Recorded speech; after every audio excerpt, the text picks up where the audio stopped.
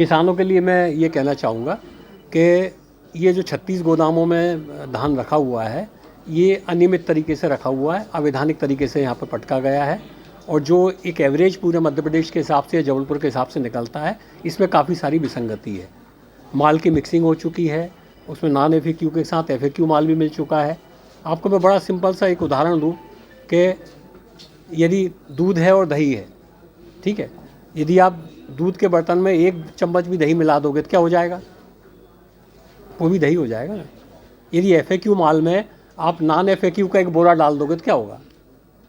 सारा का सारा नॉन FAQ हो गया। तब इन्होंने क्या किया कि उसको मिक्सिंग कर दी। मिक्सिंग करने का पर्पज़ बड़ा सीधा सीधा समझ में आता है, जो मैं आपको बता रहा हूँ कि 70 कुंटल और 160 कुंटल का रेशो जो निकल के आ रहा है। मिक्सिंग करने का पर्पज़ यही समझ में आता है कि आप मिला दो तो फिर जाँच वाँच हो ही नहीं पाएगी, फिर सब प्रेशर करेंगे और सबको खरीदना पड़ेगा। मैं किसानों को ये आश्वस्त कर सकता हूँ कि यदि किसानों को जल्दी है, वो अपना जहाँ भी उन्होंने रखा है वहाँ से उठा के ले जा सकते हैं। हमने नज़दीक में उपार्जन केंद्र बना दिए हैं, उस उपार्जन केंद्र पर जाके बेच सकते हैं वो। यदि इसके लिए किसी अन्य उपार्जन केंद्र की आवश्यकता होगी तो वो भी हम खोल देंगे वहाँ, उसमें कहीं कोई दिक्कत नहीं है। यदि उनको लगता है कि परिवहन कराने में उनको दिक्कत है तो फिर थोड़ा सा हमको समय दें, हमको पूरी जाँच कर लेने दें, ठीक तरीके से पहचान कर लेने दें कि किस किसान का है, और ठीक तरीके से इस बात की पहचान कर लेने दें कि FAQ कौन सा है और नॉन FAQ कौन सा है। FAQ होगा, वास्तविक किसानों का होगा, हम बाकायदा उसको खरीदेंगे। इसमें मैं किसानों से सहयोग की अपील कर रहा हूँ।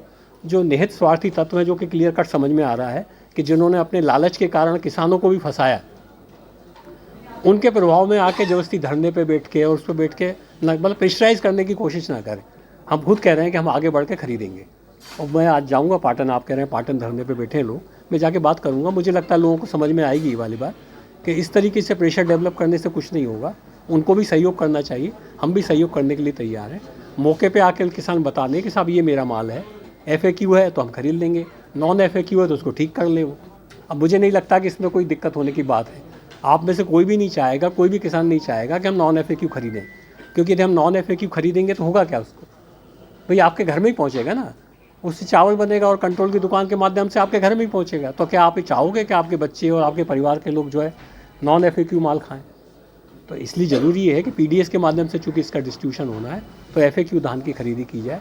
उसमें थोड़ा सा समय लगेगा, 10, 12, 15 दिन का समय लग सकता है। पूरे मध्य प्रदेश से हमने अच्छे अधिकारियों की टीमें गठित करके हर उपार्जन केंद्र पे 4-4 अधिकारियों की टीम लगा दी है। उन 4 अधिकारियों की टीम के ऊपर 10 सीनियर ऑफिसर्स की भी एक टीम लगा दी है। ज़िले के सारे लोग ऑलरेडी लगे हुए हैं।